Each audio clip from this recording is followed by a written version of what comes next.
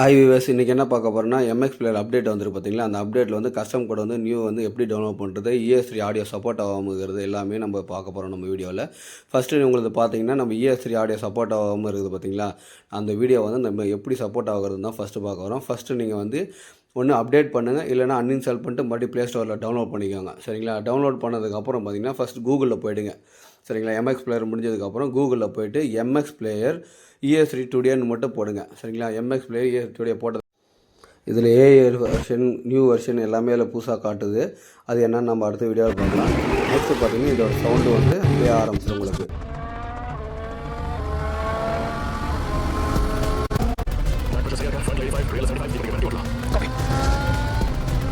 அதே மாதிரி இதில் வந்து நம்ம ஸ்மார்ட் எனன்ஸும் வந்து அப்ளிகேல் ஆகும். பழைய மாதிரியே ஸ்மார்ட் எனன்ஸும் உங்களுக்கு ஓகேவும். அதே மாதிரி நம்ம பழைய வெர்ஷன் யாருக்காவது தேவைப்படுதுன்னா நம்மளோட வீடியோவில் வந்து நம்ம பழைய வெர்ஷனும் நம்ம ஷேர் பண்ணியிருக்கோம். மறக்காமல் நம்ம சேனலுக்கு சப்ஸ்கிரைப் பண்ணுங்கள். அதே மாதிரி ஸ்மார்ட் எனன்ஸ் எப்படி யூஸ் ஆகுதுன்னு நீங்களே பாருங்கள்.